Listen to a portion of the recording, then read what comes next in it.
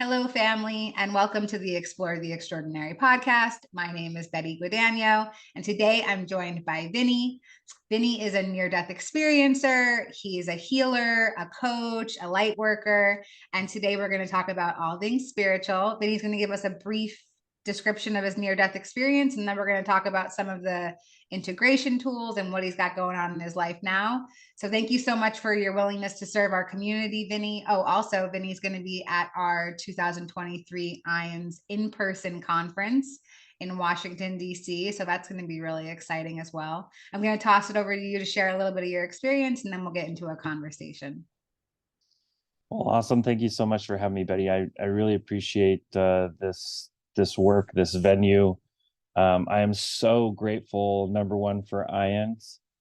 I've never in my life had this feeling of family like I did the first time I went to conference.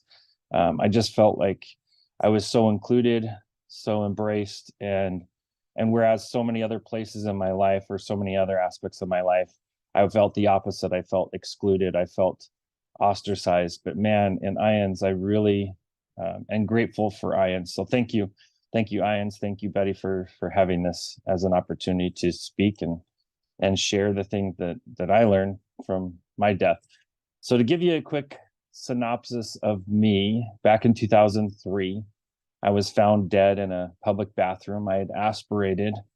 I had gotten a poisonous supplement and I had vomited and breathed in that vomit. So I had aspirated. They found me and pronounced me dead. They put me in a body bag. They took me on their way to a medical examiner so they could turn in the body for an autopsy, most likely. And on their way there, a medic, a brand new medic, a rookie medic, he felt what he termed as intuition or God tell him that I wasn't dead. And I was watching and perceiving this whole thing as he received this witness, as he received this message, and he followed that prompting, he followed that intuition, and he was able to resuscitate the body. Now, out of a body bag, he was able to resuscitate the body. I still wasn't back, though. I was still brain dead for 3 days. And while I was brain dead and in a coma, essentially, I was often in what I call our real existence. Not this existence, because this existence is not our real existence. But I was off in our real existence where we all existed before here and we will exist eternally after here. But here was just the pit stop, and I was able to learn quite a bit. So in my journey going there, going to this, if we want to call it heaven, we can call it heaven. On my journey there, I was taught some major principles for myself, and yeah, I can go over those today with you. I really am different now because of those 10 principles. They completely changed how I believe this world is, and they completely changed my relationship with God and religion in a positive way. And yeah, they have a kind of a profound effect on people when I share them. So yeah, I'd love to share that today. Yeah, I definitely want to get into that. Thank you for that. I know that your story has been like publicized so much on YouTube. I've seen your video over and over and over again. And I watch it each time just like hoping for, a little gem of something different. It's so challenging when we share our experiences because like this story comes through, like it's this infinite experience, but somehow we try to structure a story around it so that it's like digestible for other people. But there's so much that comes with the experience, like, so you're talking about how your relationship with spirituality changed. And what was your relationship like before your experience with spirituality, or did you believe in God? What was your life like? I did. I was raised in a fairly strict Christian household, and almost an evangelical style Christian upbringing, and but very strict, very strict. And as I got into my adulthood, I strayed away from that. I still, felt my heart was still Christian. I was going to church here and there, but not like I regularly did as a kid. And as some in the church would call me inactive or or an inactive Christian. That's how I was. I was an inactive Christian, and coming back to activity, actually, because I started coming back to church right before I had my experience. But yeah, raised Christian, but I did study Buddhism for 2 years in Southeast Asia. I lived in Thailand, Vietnam, and Cambodia, and I studied quite a bit of theology, religious theology, and um, a bunch of the different uh, aspects of religion for all of us. Yeah. Did any of the things that you studied prepare you for what it was like in real reality, like at home? No, not Okay. at all. I thought for sure, and it's kind of funny. I met this gentleman right when I crossed, right as soon as I crossed, there was this gentleman there to greet me, and he turned himself as my guide to help me cross over. And I had almost this kind of ego of, well, I'm Christian, so I can just get in. Just show me where the Christian door is. I'll just go into heaven. And he laughed at that. He thought that was really funny in a loving way, not a ridiculing way, but in a loving way. He laughed and was like, I love that you think that, but there's a few more things we have to help you understand before you can get in. And that was pretty cool. That is so cool. I love that. And you know what? I love that even though you had that thought, it didn't matter. You were still going to find your way there, like there was no Mm-hmm. condemnation around it. I really love that. Yeah. So, well, tell us yeah, you're talking about some of these spiritual principles that you use in your life today that really help you. I'm curious, maybe if you want to share a little bit about who was the first person that you told about your experience after you came back? Like, were you able to talk about it? So my sister, my older sister, she's adopted, and she was the first one that I told about it. And it's funny, she was the one who kind of brought it out of me. I didn't remember my experience for the first day. So I came back for a full 24-hour period without remembering the experience. And she cornered me that very next night and said, "Hey, you were dead. Did you see anything?" And my brain went to say no. And as it went to say no, I just started to bawl and to cry. And this experience came out of me. And it was weird. It felt like someone else was talking or sharing the experience, but yet I was remembering it at the same time. And I just sat there for like 20, 30 minutes weeping. Like, and that's not me. That's not something that I would ever do. At the time I was like a bodybuilder, and that's not something that outside of New York City, you don't run into people just openly weeping. And I just I didn't I couldn't express it for a few weeks. And shortly after coming back, I met my now wife, and she was the first one I really shared the full experience to. She was the first one to get the full experience, and over the culminating years, she's gotten more and more of the experience. The hard part is, here's the hard part. There's no way to use our English language and actually express that experience. There's not, because our language is such a low form of communication versus what I experienced there. What I experienced there is bigger than our language. Our literally language can't express it. And so over the years, I've tried to express it as well as possible. And I struggled with that when, writing my book. And in fact, I had to work with a really good writer so that we could get this out, get the experience communicated where we honored the experience. Because I felt for years, as I was trying to write this story down, I felt that I was doing a disservice or an injustice. I felt like I wasn't doing it the honor that it deserved. And yeah, and in fact, I didn't even know that I had 10 principles in my experience until we turned it into the book. And my writer, Lynn, he was laughing at me. He's like, "Do you realize there's like 10 very distinct principles in here?" And I said, "Well, that's awesome. That's great." And I've been embodying it, but I never counted it up and said, "Oh, it's 10 principles." But yeah, ends up being Yes. 10 principles. Sometimes we need other people to sort of like soundboard that back to us, like other people, which is a beautiful part about sharing our experiences, is that other people can see things inside of the experience that maybe we can't see because we're coming at it from like this very limited perspective. And I love what you're saying about, yeah, human language cannot do it justice, but you do a great job articulating yourself. Your story really comes across very powerfully. So I'm glad that you found the language, that the words found their way to you.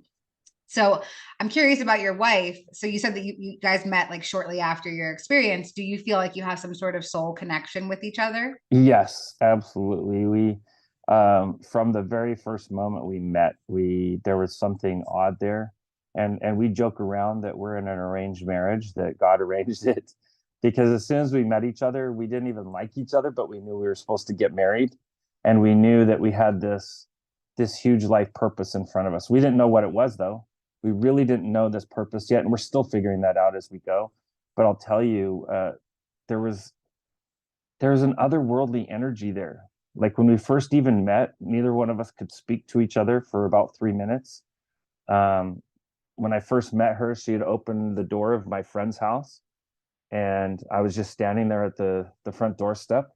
And for like 3 minutes, we just stared at each other. And then finally, my brain like kicked in, and I go, "Can I come in?" And she's like, oh yeah, come on in. We're gonna go play pool upstairs." Um, but yeah, it was really, really crazy from the beginning. We both felt it.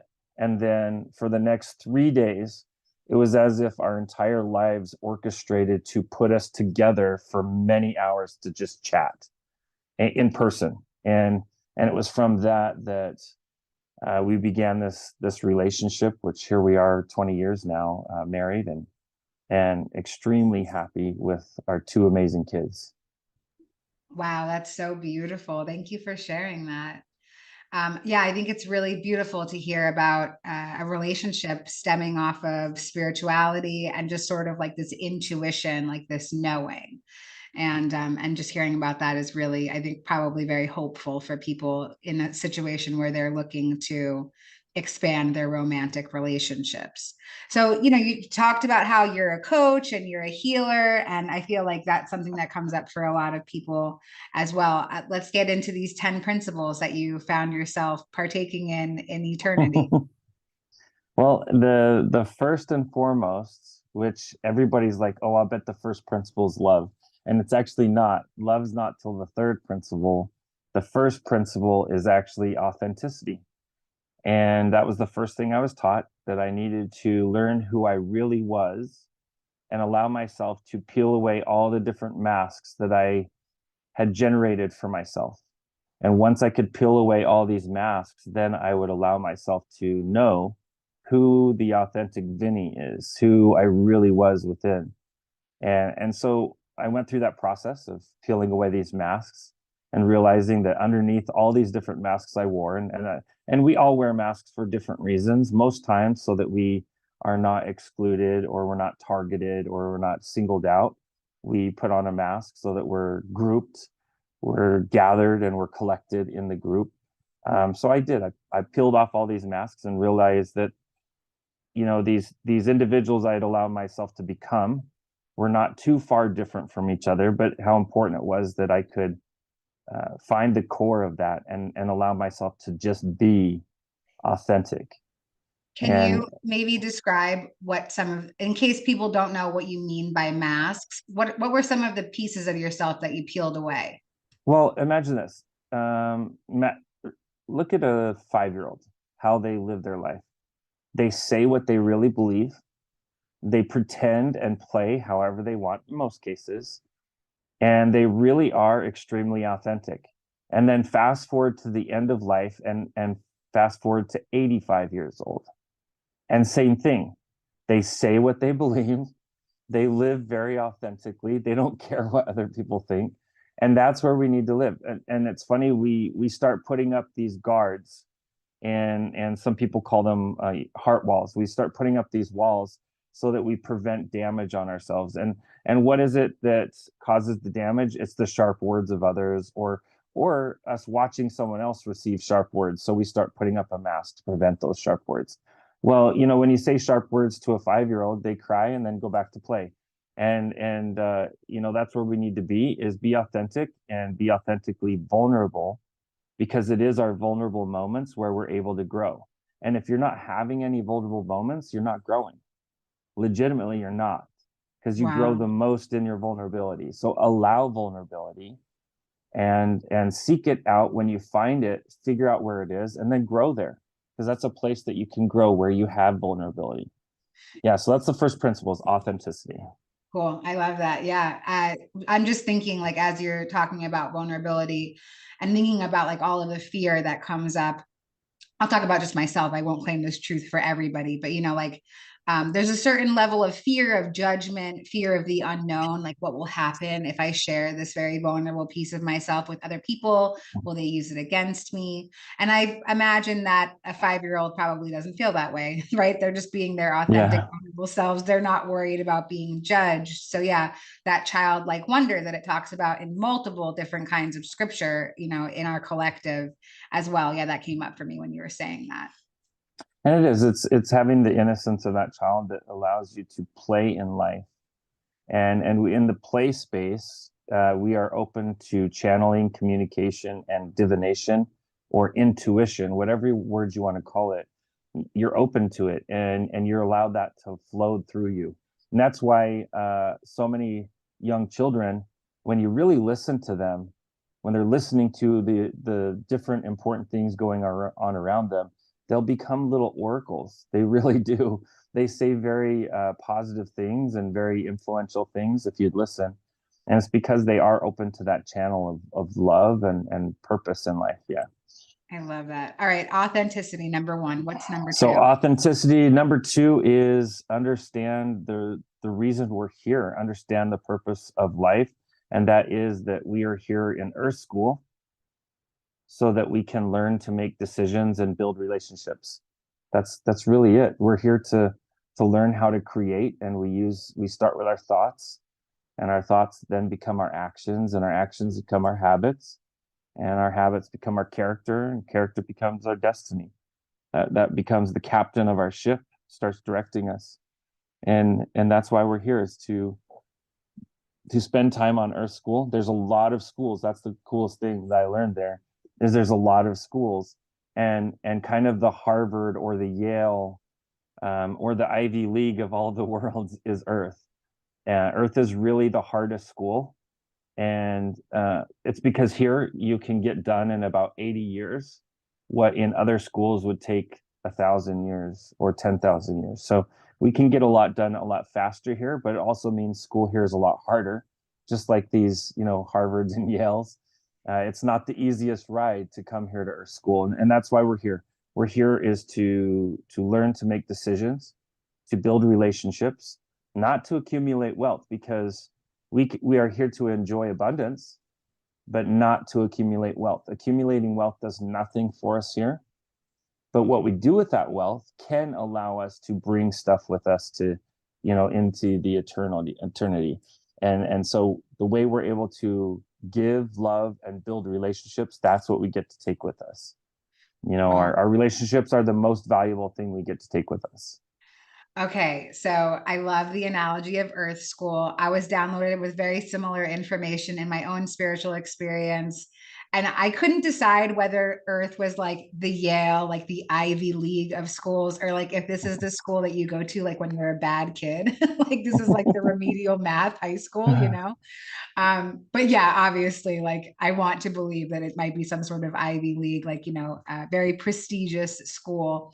So I'm curious if you have any opinion on why certain people have harder, or, like as far as like the earthly experience would be considered harder life So experiences. yeah, it's really weird, and it's a beautiful thing. It's beautiful, but it's also kind of scary what we sign ourselves up for, because that's what it is. We're so surrounded by the Creator's love, by the universe's love before we get here. We're so strengthened by that love. We're given this almost worksheet that says, "What do you want in this life? What do you want to get out of this life?" And the more we want to get out of it, the harder our life's going to be. And some people are like, you know what? I just want to cruise. I don't want to, ruffle any feathers. I don't want it to be hard. I just want to spend, 80 to 100 years and have an easy life. Okay, born into wealth, no issues, die in your wealth, that kind of life, right? And then others are like, oh, I want the AP program. I want the Yale law program, or I want to get my doctorate. And so they put checks in all these boxes, and and then they come here and they're like, oh, poor me, woe is me, why is my life so hard? And it's going to be funny because when they get back on the other side, they're going to see themselves saying that and say, how did I forget? How did I forget that I elected this? And now when we're in the middle of our struggle, that's the last thing you want to hear, is someone say, you opted in for this. But I can honestly say, I've lived a life in the extreme extremes of abuse. And I can truly say that I have received torture. I have received the ultimate of hardship that a lot of us will receive. Now, there far more than me? Absolutely. People have received far worse than me, but I'm there in the parameter of the worst most people will ever get in their life. And I can honestly say I signed up for it. 100% I did. And I knew that I needed to go through that so I could be hyper aware of what was going on around me. And that's who I was when I had my experience. I was already hyper aware because of the abuse I was raised in. And that was a beautiful gift to me, because I came back from my experience remembering things that most people don't remember, because I had that natural ability from my abuse. And so in a beautiful and synchronistic and what I term a kismet way, I was blessed to be abused before I had my experience. That is such a And beautiful shift of perception. Yeah, it really is. it's just like, if you, I feel that everyone is a sword in the blacksmith's hands. And some of us spend more time in the furnace. Some of us spend more time on the anvil being pounded. And some of us spend more time being grounded and sharpened. And I feel that I definitely hated the blacksmith for a while he was making me. But now I really love the blacksmith, because she's made me great. He has made me great. Has made me who I am today. Yeah. Wow. Yeah. I have such a similar experience to yours, just like the absolute depths of, contrast, like such a life full of hardship and perceived suffering and challenges. And yeah, again, like in the spiritual experience, going like, oh my God, I can't believe that I am actually a divine co-creator of my experience and not a victim to my circumstance. Like, what a shift. And you don't have to die to start living your life in that perception. Like you can just make the decision to change your thought around it. I feel like I hear a lot of people say, like, well, how come only certain people have near death experiences? How come only certain people have like these spiritual awakenings? And again, I also think that that's part of the pre-birth plan as well. Like some of us need that and some of us can learn from others. And I think you describe it. I love your blacksmith analogy. That's such great imagery. I love like seeing myself as sort of like this. I'm thinking of like a Game of Thrones, like Valyrian steel sword, obviously. But I Like really love that spend analogy. decades in the furnace, right? Yes, yes, yes.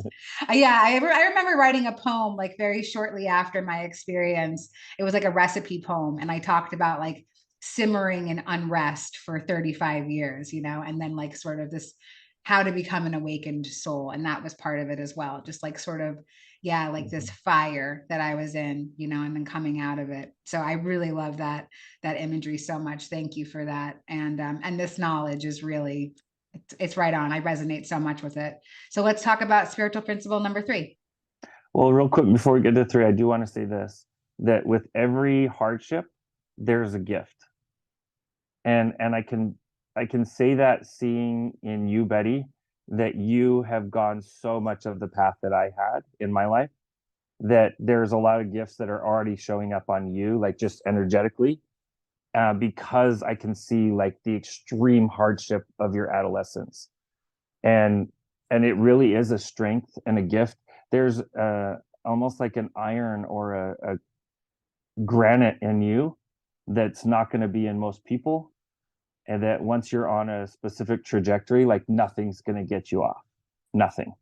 Whereas, somebody that was given, toys and Barbies their whole life and never had any of that hardship, they're not going to have that strength that you have. So with every hardship, there's a beautiful gift.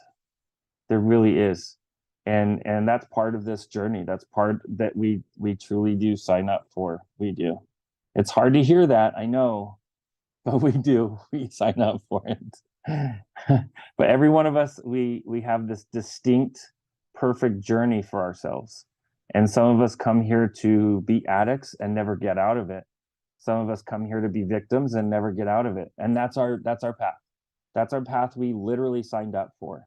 But then others, we were here to be victims and to vanquish that victimness, to overcome and to teach others that we can overcome with our thoughts and with our actions. And nobody can put a label on us. That we're the only ones that can allow a label to be put on us. Wow. And we don't have to allow that. Right. Is this something that you help people with, like in your private coaching business, like sort of coming out of that victim Yes, mentality? That's completely. Yeah. really, really powerful. Yeah. And yeah, whenever I share my own story and like I see comments, people are like, there's no way that I would sign up for this life. Like, there's no way. There's no way that you would. There's no way that I would. And it's like, well, why not? Like, why wouldn't you want to have that perception? Like, why would you want to think that there was something condemning happening? Like this perception makes my life freer and happier and more joyous. So, like, of course, I'm going to live in this perception. If I get to choose which perception I live in, I'm going to grab at this one. Yeah, and you can't get to where I am now in this life and try to believe in any way, shape, or form that everything is accidental and everything is circumstantial. Nope, not possible. There are so many synchronicities just so far in my life. Even, my near-death experience, or I call it my ADE, my after-death experience. Put that aside, there are so many beautiful synchronicities that God has shown me.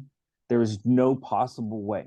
There is zero possible way that this is not orchestrated, organized, and planned from the beginning, from with us, not from God, us. Like every single one of us planned it together. And yeah, there's no possible way. That's Zero possibilities. Yeah, I totally agree. And when I like I work as a recovery coach. I work in a like substance use disorder clinic. And this is information that I cannot share necessarily with like somebody that I'm working with, because like it's a little outside the scope. I feel it out. I listen to spirit. I see like who I'm supposed to say it to, who I'm not, or just like throw the idea out there. But people that are undergoing like extreme adversity and hardship, this is a challenging concept to like integrate into your life. Like somebody loses a child, like you can't just like you can't throw this information at them like, well, you signed up for it, like, because it seems almost dismissive and like bypassing. But after like the dust has sort of settled and your human is allowed to experience its emotions around a situation, like this knowledge for me has given me so much freedom in my life. I mean, like just mountains of like bondage released from my spirit, just knowing Mm-hmm. like, even though my human cannot fathom why anybody would sign up for certain situations, my spirit, Yeah.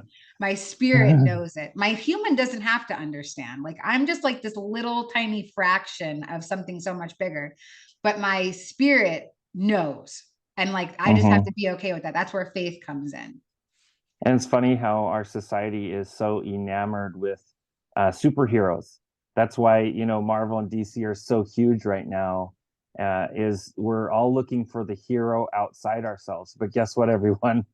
We're all Wonder Woman. We're all, Spider-Man. We're all Thor. We're all these heroes within us. And we've got to allow that hero to wake up and stop looking for someone else to come save you. Save yourself, because if you don't save you, no one else can. It's so great. Yeah. I'm thinking that we're not going to have enough time to get through the 10 just because this conversation is going. So you'll have to buy Vinney's book if you want to see what the 10 principles are. But I love this conversation. The hero's journey, like the mono myth, Joseph Campbell, Carl Jung, they sort of coined this whole sort of outline of like what a hero's journey is like. And it's in like every superhero movie that you just shared, as well as like nearly every mythological family as well. They all have have like these heroes in their stories. And yeah, we are also those heroes, you know, and our life is following a story arc. And it's just like, when will you be willing to answer the call to adventure? You know, like for me, my call to adventure was just like plopped on my head. Like I like to say it, there was a spiritual brick thrown at my face, like, okay, it's time, like, let's get going. And I think that that's what some near death experiences are about. It sounds like you really had like that major transformation as well. Oh yeah, major transformation. And I get around a lot of my Christian friends and my Hare Krishna friends, which, by the way, there's a lot of similarities there. And it's funny because my Hare Krishna friends will say, "Oh, we can't wait for Hare Krishna to come in the body," or my Christian friends will say, "I can't wait for Christ to come in the body." And I tell both of them, I'm like, make the Christ or the anointing show up in you. Have the Krishna show up in you first, and then it will show up in the reality, the physical. And that's the way it is. We need to allow that superhero, that saving energy to show up in ourselves first. Stop handing it over to the outside universe, because that's not the real universe. The internal universe is more real than the outside universe. What's going on in this temple is more real than anything you can find in an outward temple. Yeah. So, what are some of the tools that you use, like to integrate this information? Like, how have you found other like-minded individuals that feel the same way that you do? Yes, so I've actually started a 501(c)(3, a nonprofit called Living God's Light, and that's what I do all of my functionality coaching and everything through. Is I really feel that there's this mission that I have to, number one, gather light bearers, bring us together in a network of sorts so that we can work together, we can activate the light in each other. And in no uncertain terms have I ever thought that anything I have that someone else couldn't have. I feel that all of us have these abilities. All of us have this potential to be big impact makers and light bearers in the world, because the world is so full of darkness. It needs that light. It really does. Doesn't matter your religion. We're a non-religious organization. We're unaffiliated, but we want to make you a better version of whatever religion you embody. So if you're Buddhist, we want to make you an awesome Buddhist, or if you're a Christian, we want to make you the best Christian and really embody the Christ in your life. And so that's what I do. That's what I do through Living God's Light. And I feel that IANDS in a way is also doing that. I really do, because IANDS creates a safe space without labels, that people can just show up as they are, and everybody is welcome. Whether you're the scientist who studies the numbers of how many people come back, and they literally are there to prove that nobody had a near-death experience. That guy gets embraced the same way as a lady who she can rub crystals together and tell you your future.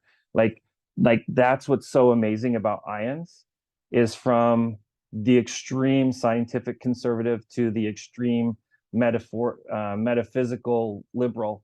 We are all embraced there. And that's what Living God's Light is too for me. Is it's an open forum, an open place where we can all love each other, support each other in our own realities, in our own religions, in our own lifestyles. We can love and support each other, and we can help activate that divinity within you and within oneself, so that you can have a better connection with whatever term God you believe in. Or if you don't believe in God, we call it the universe. For our atheist friends and our agnostic friends, we call it the universe. But what's really amazing is you can be an atheist and still be a rockin' amazing atheist and make this world a better place. You don't need the religion to do that. You can really connect to the light. And even atheists understand that light is there, because quantum physics proves that energy can't be destroyed. So there's a specific energy that keeps your body alive while you're alive, and that energy can't be destroyed. Again, physics proves that. So that means that even our atheist friends know that there's some sense there. They don't want to call it a soul, but there's some sense there of energy, and that energy continues even after death. So that's what we do at Living God's Light, is we help people come into our system, into our programs, who they are and as they are, and we help them be a better version of themselves. And that's really what we're there to do, is to amplify the divinity within them. We call it the light within. We want to activate that light within. And we do use the term God, but we allow you to use whatever version of God you identify with, so that it is an organization, a nonprofit that can make a difference in this world. And that's what I'm all about. I feel a true life mission. My wife feels it. My kids feel it. I don't know if our puppy does, but I think she may. But Well, hot our whole damn, sign family me feels up. it. That sounds awesome. Yeah, that's really cool. I love the inclusivity and the diversity. Like I don't think I've ever heard of a spiritual community like welcoming atheists, or like um being able to rearrange language to be more inclusive for literally everybody. And I love the idea of connecting to light, rather than, yeah, maybe some language that seems like a little like outdated, Mhm. even sometimes just the word God. And I mean, like, I'm definitely a believer, but even the word God sometimes can be like very triggering for people, because there's been one idea in our collective for so long that like God is this dualistic, like sort of antagonistic, nihilistic, like why does all of this happen here? And just to sort of like change the language around it and offer resources for light and energy and the universe. And yeah, I love that. That's so cool. And I think that yeah, that's what it's all about. I'm so grateful that you stepped onto your mission, and that you have the support of your family as well, and that it's sort of like this whole little family affair. It is, where we do it this together. And I love, one of the regular exercises I do for people is I have them make their top five. So the top five things that bother them the most in life, and the top five people that bother them the most in life. And then I show them that with each one, we have five opportunities to learn what it is that we're seeing in that person that is actually identified in us. And that's what makes us hate them. And then same thing with the things that we hate. What is it that we're seeing in that thing we hate that we're finding a truth in? And these are, 5 and 5 opportunities to learn to grow. And when you walk around, I joke around with a lot of our groups. I say, I want to invite you to be offended. I invite you to be offended, because there is where you find the seed of growth. There is where you find the imbalance. And there is the point of opportunity where we can help you do some growing. And if you're not offended, congratulations, you're well along your journey, right? Because when you're in the love space, when you're in the light space, you're so embodied in your own light that nobody can take that light from you.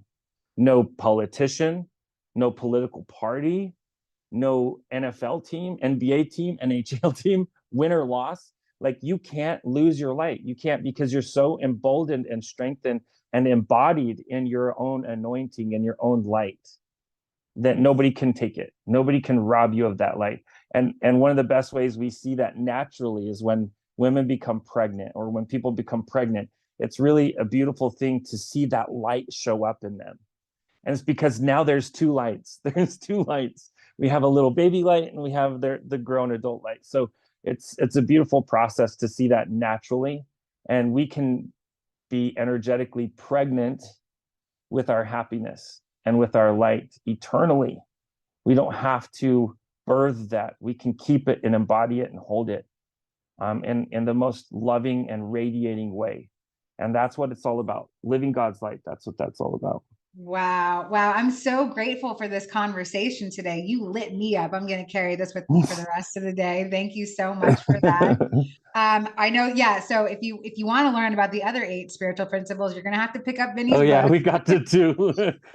We'll put the link in the description of the liner notes for this. And like I said, Vinney's going to be at the 2023 Washington, D.C. IANDS conference, speaking there. That's going to be so great. And yeah, our conferences really are something else, like there's so much energy. Like it just feels like this loving embrace as soon as you walk through the door. So if you're able to check that out, please come and spend some time with us. And I'm so grateful for your willingness to serve and share and just to have a conversation today. Thank you so much. Is there anything else that you'd like to share to feel more complete about our time together? Well, I'll throw out there that the other 8 principles are: love everyone. Number one, we gotta love everyone. Listen to your inner voice or your inner intuition, even if you don't believe in a God. Know that you have a conscience. You know that you have a subconscious that you can listen to. Use technology responsibly. That's a big one nowadays. Release prejudice. And if you say you're not prejudiced, how do you feel about prejudiced people? And if you're prejudiced against them, you're joining their ranks, which that was me. So release prejudice, all prejudice, even to prejudiced people. Exercise the power of creation. And what that power is all of us have a magic wand in life. Our magic wand is our thoughts. If we can really control our thoughts, we can control creation, our creations. So exercising the power of creation. And that leads me to 8, which is avoiding negative influences. It is important to recognize that there's rules in this game of life, and that we can't go around embracing negative energies and get a positive outcome. Because we do that. We go around, we stream, we play games, we listen to news, watch games which create conflict in us sometimes. And so it's like negative. And then we wake up and like, why does my life suck? I don't understand that. I want positive, but all I get is negative. Well, look at all the deposits you're putting in your life. All the things you allow in your life are deposits. They're energetic deposits. So negative in, negative out. That's the rule, right? So if you want to have positive in, make some positive deposits. So really seek out positive content for your energy, or your streaming, or your entertainment.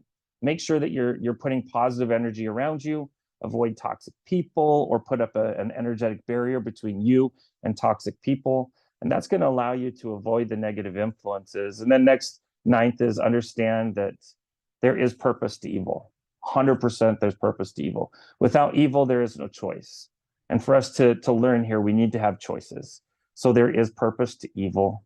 And once you understand how much the Creator loves us, and how much the Creator supports this whole system and surrounds it with love, you understand that that's how the Creator allows bad things to happen here. Because what happens here stays here. Literally, it stays here. It doesn't go on to the eternities. We get to go through that veil of forgetfulness. And as we do, we get cleansed. We literally get cleansed of the negative influence of this world. And our eternal existence will not be hindered, but it can be amplified by what we do here. Okay. And then, which brings me to 10, that, know that we're all one, that for us to hurt each other or hate each other or label each other is to label ourselves. That's it. That when we're putting that negative energy out to others, we're getting negative energy. And I teach the principle of the pointing finger. That's what I learned, was as we send negative energy out, we're taking back 3 times that energy in our own heart. So it's important for us to put positive energy out so that we can get positive energy back.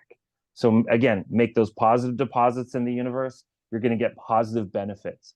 That's or positive dividends. That's the way it works. Even in finance, that's the way it works. Stop withdrawing from life and thinking that you're going to get dividends. It's never going to happen. Start making energetic deposits, positive deposits. And then lastly, honor your hour of power. And the hour of power is what you frame your day to be. So how would you frame a picture? It's you put something around it, right? So how do you frame your day? That's the first 30 minutes when you wake up, the last 30 minutes before you go to bed. I call it the hour of power because that is a precious window. And what you put in that, it becomes your paradigm. It becomes your glasses. It frames what you see the world in. And if you're putting news in the first 30 minutes and the last 30 minutes before you go to bed, or stocks, because to me, stocks and news are the same thing. Because what do you notice? You notice the drops. You notice the trends down. You're not looking at stocks so you can see what you're going to buy necessarily. You're looking to see if what you bought lost, right? So even monitoring scores, stocks, sports, don't put that in your hour of power. That 30 minutes when you wake up, 30 minutes before bed, make sure you put something precious, even if it's just sitting quietly and not looking at your phone, but trying to connect to yourself, to your own inner self, to your mind, focus on your breath, turn off the TV, turn off any content, unless specifically it's like a podcast like this. It's a positive podcast. Put some positive things in your hour of power, and now you will see the world as a positive space. But put negative things in your hour of power, you will see the world as against you, or the world as a sad place, full of sorrow.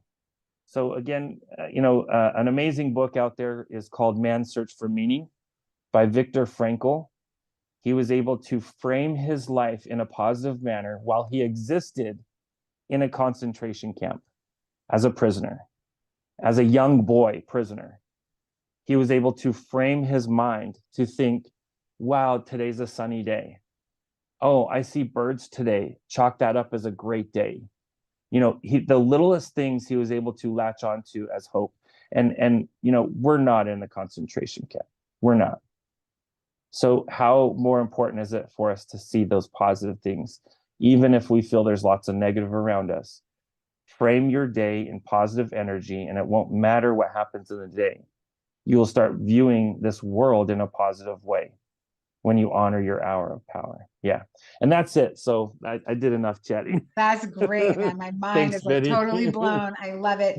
You really solidified a lot of stuff for me today. I mean, and I'm sure that you're going to help everybody that watches this as well. But just on a personal note, you brought together so many pieces of information that I needed validated, or I just needed to hear it back. And so I'm just so grateful, and I'm looking forward to seeing you at the conference this year. And thank you so much for your willingness to serve again.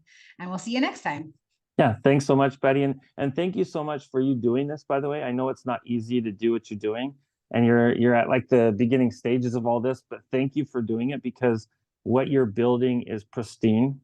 What you are building is kismet, is beautiful and synchronistic, and it's building the light. That's what you're doing. Thanks so much. I bless you to receive light, but from this. So thank you so much. Thank you. All right. We'll see you next time. Bye.